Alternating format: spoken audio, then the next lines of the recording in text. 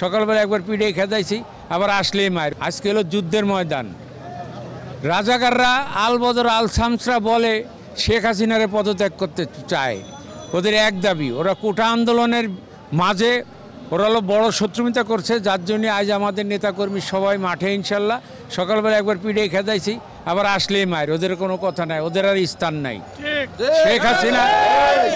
শেখ হাসিনা ইদানিং শক্ত হইতেছে না, কেন শক্ত হইতেছে না জানি না। আমাদের মারির অর্ডার দেও, ওরা বাংলা ছেড়ে বলা যাবে।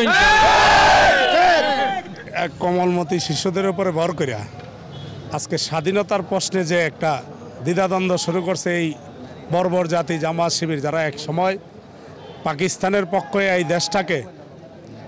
এই দেশটাকে ধ্বংস করার চেষ্টা করছিল। আজও তারা এই পাকিস্তান রাষ্ট্র বানানোর জন্য জামাত শিবির এই ছাত্রদের কাঁধে ভর করিয়া আজকে দেশে ধ্বংসযজ্ঞ চালিয়েছে। আমরা জননেত্রী শেখ হাসিনার কর্মীরা আমরা মাঠে আছি মুক্তিযুদ্ধের পক্ষের শক্তি আর মুক্তিযুদ্ধের বিপক্ষের শক্তি।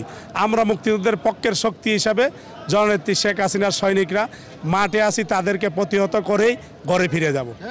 আমরা আপনারা জানেন ৭১ পরাজিত শক্তিরা জামাত শিবির বিএনপি, এবং তারা আজকে গতকালকে তারা সরকার পতন আন্দোলন দিয়েছে। এতদিন কোটা সংস্কার বিরোধী আন্দোলন ছিল, সেই সংস্কারের সাথে যদিও বিভিন্ন ছাত্র তারা সম্পৃক্ত ছিল। এখন গতকালকে তারা যে সরকার বিরোধী এক দফা সরকার পতন আন্দোলন দিয়েছে, সেটার সাথে কোনোদিনই বাংলাদেশের ছাত্র এবং ছাত্র সমাজ এরা ঐক্যবদ্ধ নয়।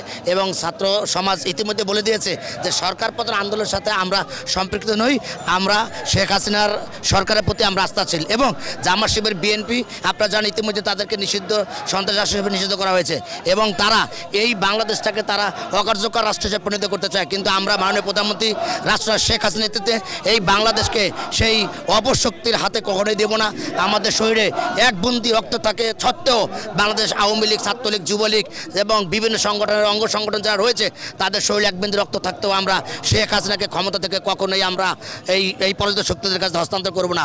আমরা রাজপথে মোকাবেলা করব, রাজপথের শক্তি আমরা দেখিয়ে আমরা শেখ হাসিনা সরকারকে চলমান রাখবো।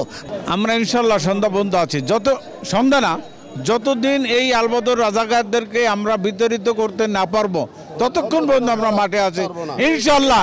আজকে আমরা মাঠে নামছি, জননেত্রী শেখ হাসিনা আমাদেরকে অর্ডার দেয় নাই, যদি অর্ডার দিত তাহলে এতদিন ওরা বিতাড়িত হয়ে যেত।